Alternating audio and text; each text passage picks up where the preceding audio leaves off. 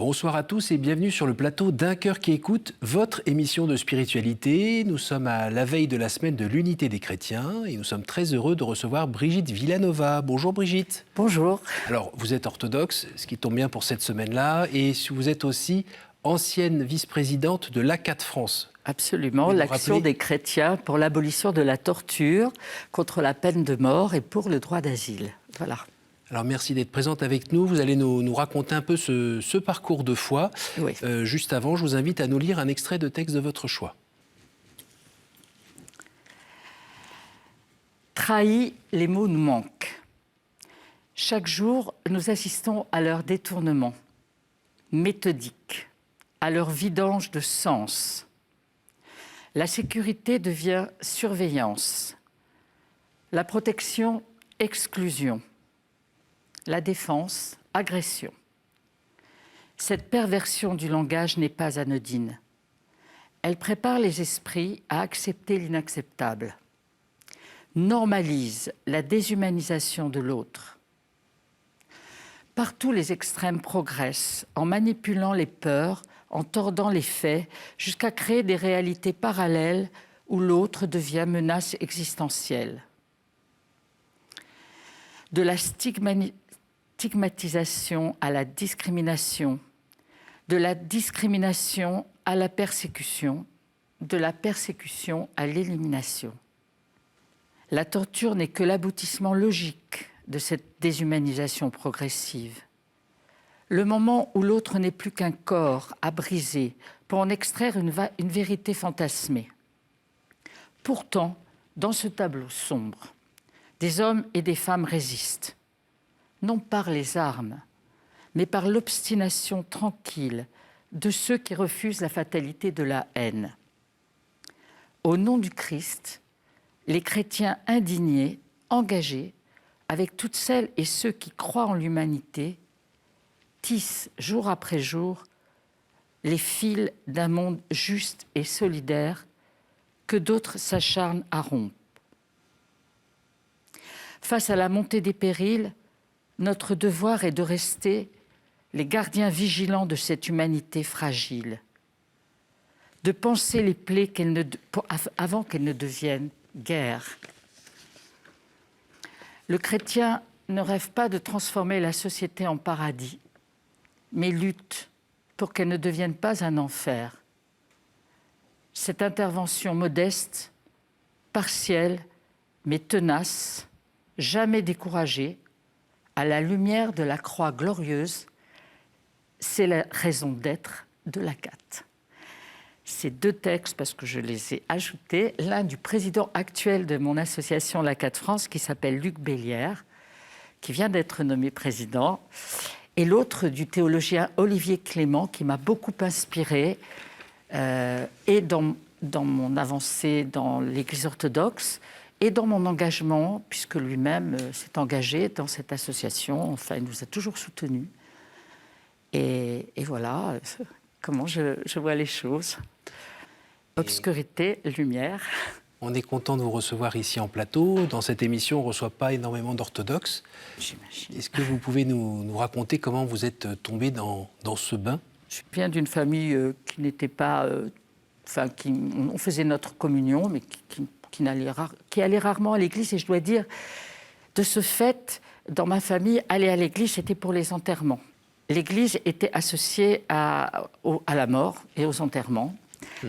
Et j'ai eu un très bon aumônier de lycée, très très bon aumônier, et qui nous a montré un christianisme intelligent, ouvert. J'ai fait partie d'un petit groupe de prière après le bac. Enfin, j'étais étudiante en histoire à Censier.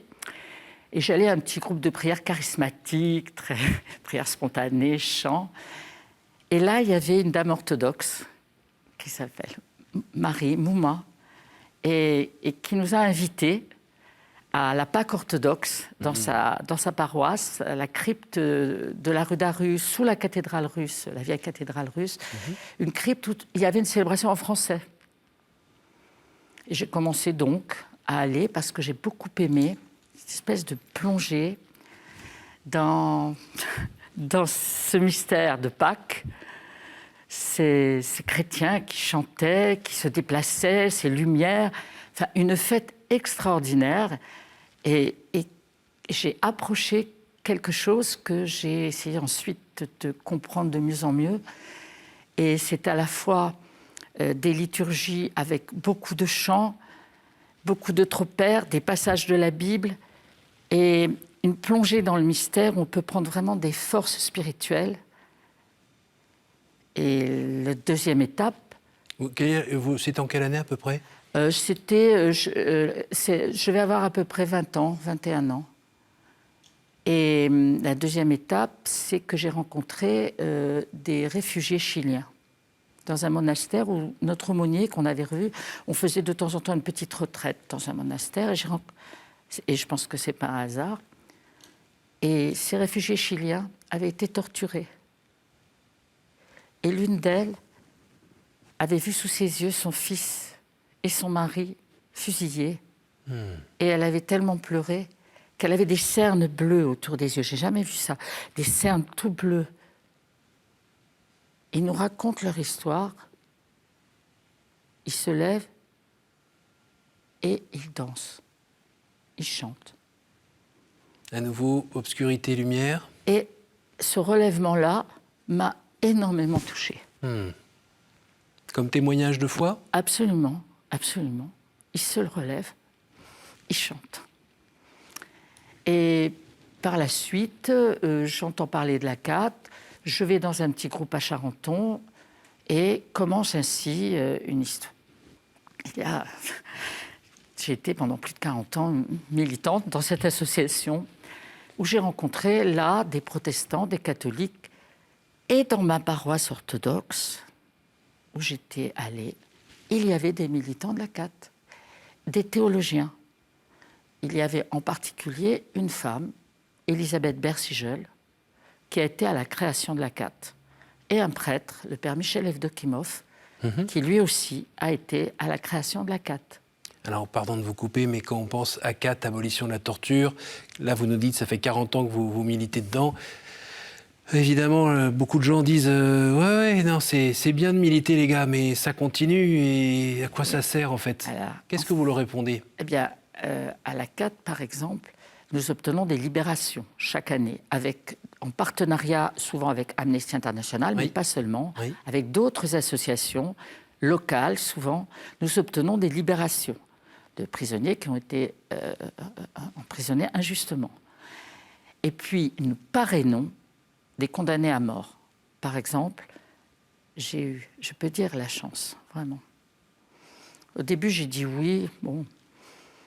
J'ai parrainé, et je parraine encore, Milton, qui est un Américain noir qui a été mêlé à des problèmes de drogue et amené à tuer un homme, un dealer. Il a été condamné à mort en Californie. Oui. Et heureusement, parce qu'en Californie, il y a des moratoires, il n'a pas été exécuté. Donc on l'a mis dans une prison, les couloirs de la mort, en Californie. C'est une prison très dure, à l'isolement. Mais pardon, ça veut dire que dans ce couloir-là, il y reste? Il y reste à vie. À vie. Et jamais il sera... Et jamais... Alors, il y a vécu 37 ans, déjà. Et là, comme il avait une très bonne conduite, on l'a mis dans une prison un peu plus souple. Et là, il a pu avoir quelques visites. C'est un petit peu plus libre. Enfin, il peut envoyer des mails parfois. Voilà. Mais il va y rester. D'accord. Mais en revanche, la chaise électrique ou autre, c'est pas pour lui? Non, en principe, non. D'abord parce que la Californie...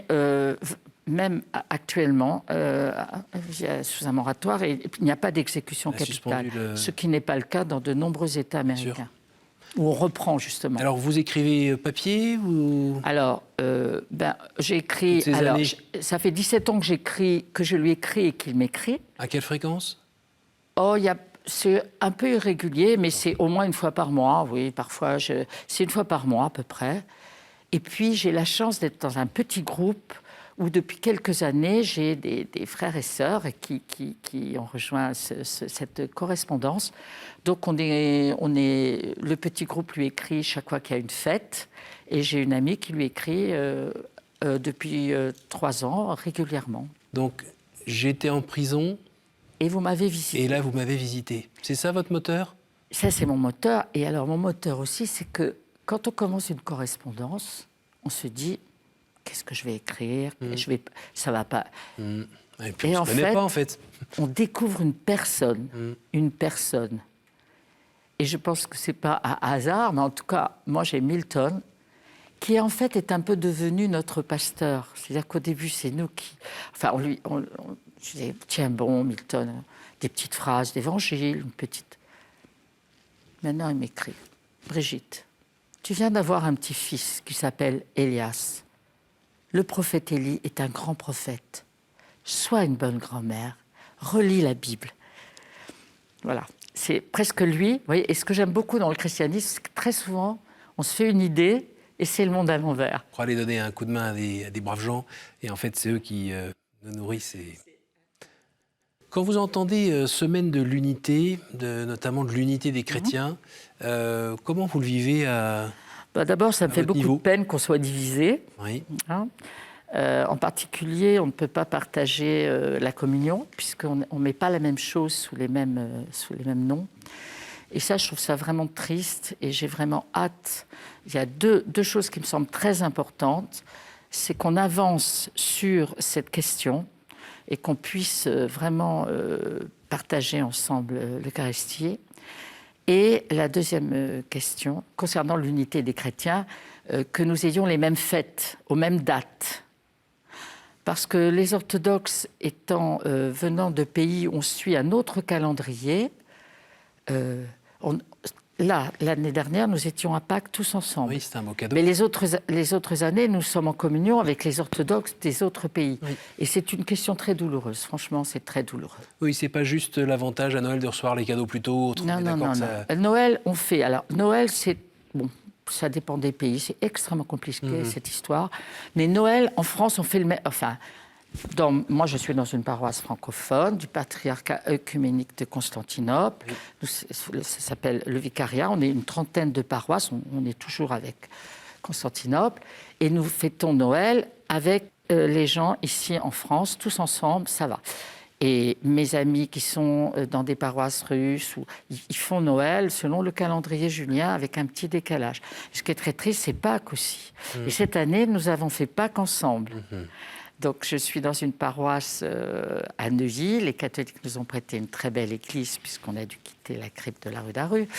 Et en restant à Constantinople, nous sommes restés. D'autres sont partis vers Moscou, mais on a dû quitter notre lieu. Et cette année, à Pâques, nous sommes allés au feu de Pâques. Nous avons fait tous ensemble une procession autour de l'église en chantant « Le Christ est ressuscité ». Bon, après, nous avons fait nos offices et nous nous sommes retrouvés pour les agapes. Super. Et c'était vraiment une fête profonde, de joie. On était très bien tous ensemble, très bien. Et moi, ce que je souhaite, c'est que ce problème de la date, des dates, qu'on ait la liberté de le faire tous ensemble, la liberté que ça se fasse comme ça. Et puis, je souhaite, la deuxième chose, c'est évidemment qu'on avance au niveau théologique et qu'on puisse tous communier au même calice. Oui. Eh oui. Voilà. Mais je suis très heureuse d'être dans mon église.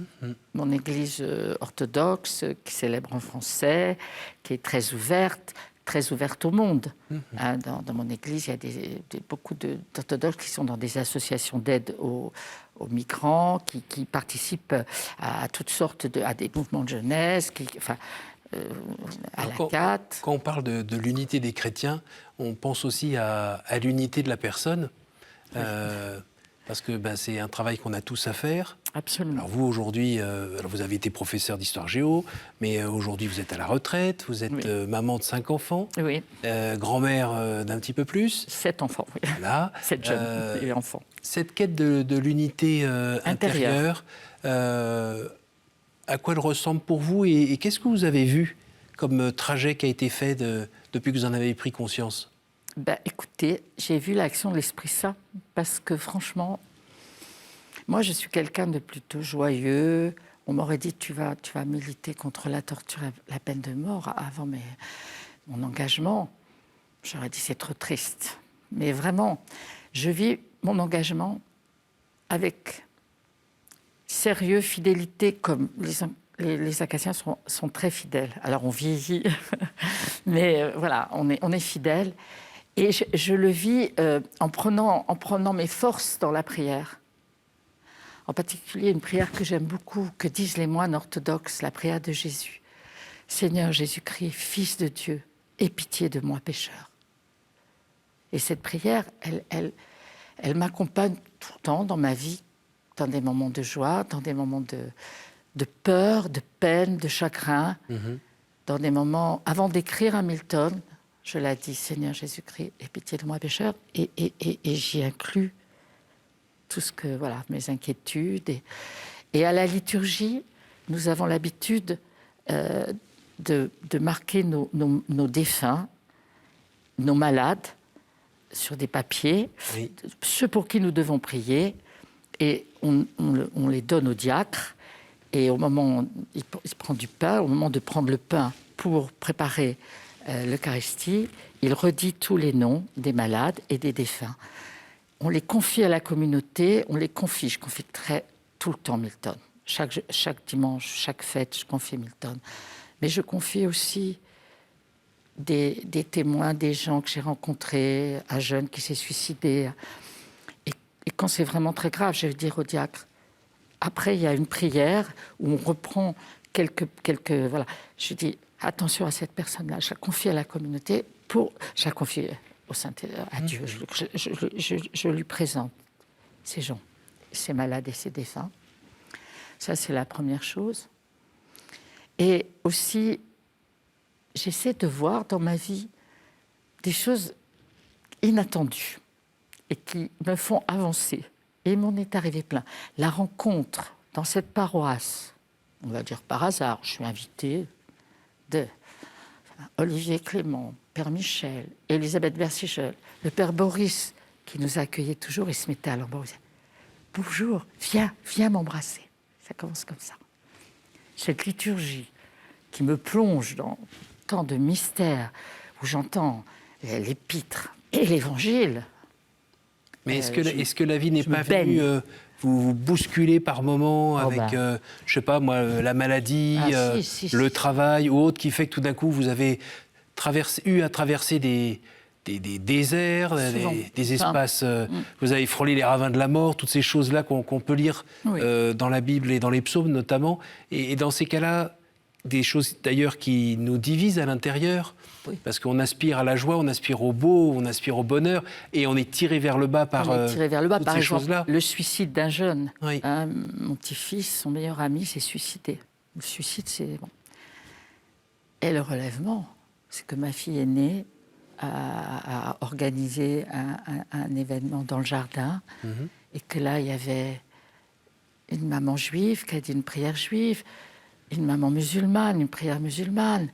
Les amis de mes petits-enfants orthodoxes sont venus chanter. Le prêtre catholique du coin qui a organisé une célébration à l'église après. Un peintre qui est venu sur le mur, il a mis le nom de Félix. Et tous les enfants sont venus dessiner quelque chose. C'est ça le relèvement, c'est le mystère de...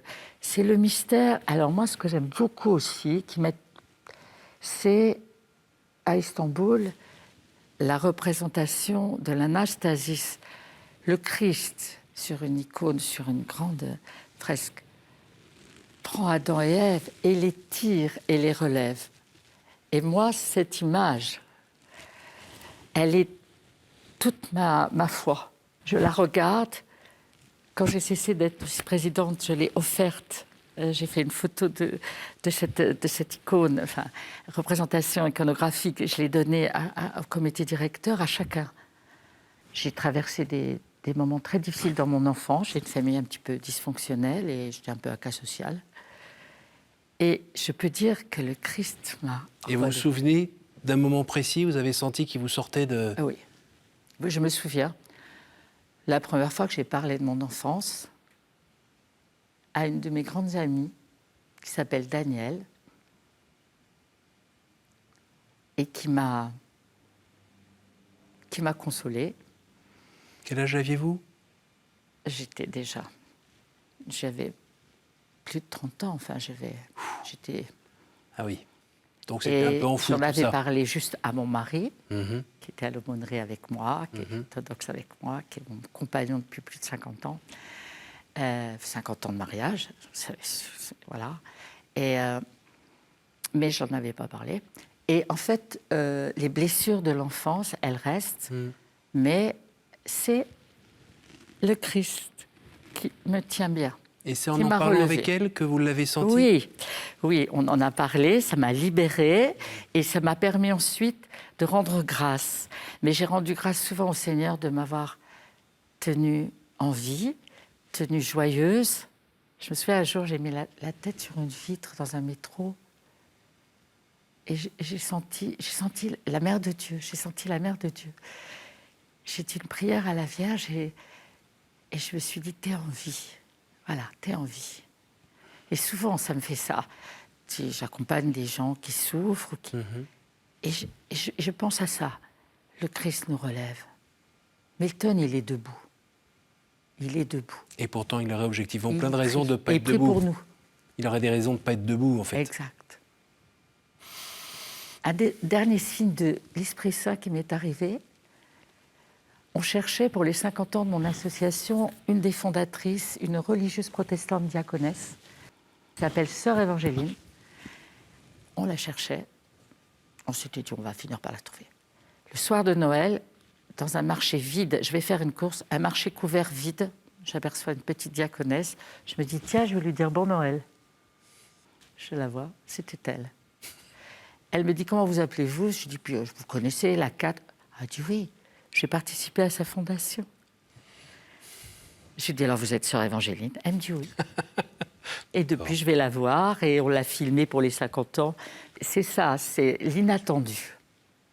Moi, dans ma vie, j'ai beaucoup de choses qui m'ont relevée et que je n'attendais pas du tout. Et ça, c'est l'Esprit Saint. Moi, je crois vraiment qu'il nous tient bien. Merci beaucoup. On arrive déjà à la fin de l'émission. C'est le moment des 3 questions. Pouvez-vous me dire un chiffre entre 1 et 10, s'il vous plaît? Je vais vous dire 8. Quelle phrase ou moment de l'Évangile vous donne de l'espérance? Viens et suis-moi. À nouveau, entre 1 et 10? 3. Y a-t-il une parole que vous regrettez de n'avoir pas dite à quelqu'un? Ça touche au pardon. Et c'est difficile des fois.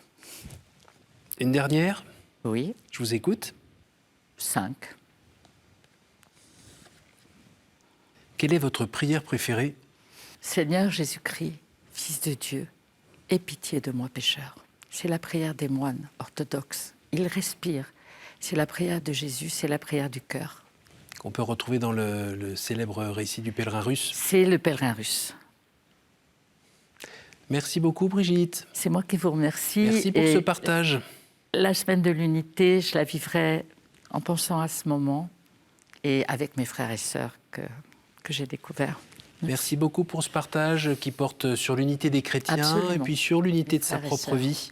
Et l'unité de sa Et c'est pas un idéal inatteignable, c'est quelque chose à rechercher et qu'on peut vivre par petits bouts.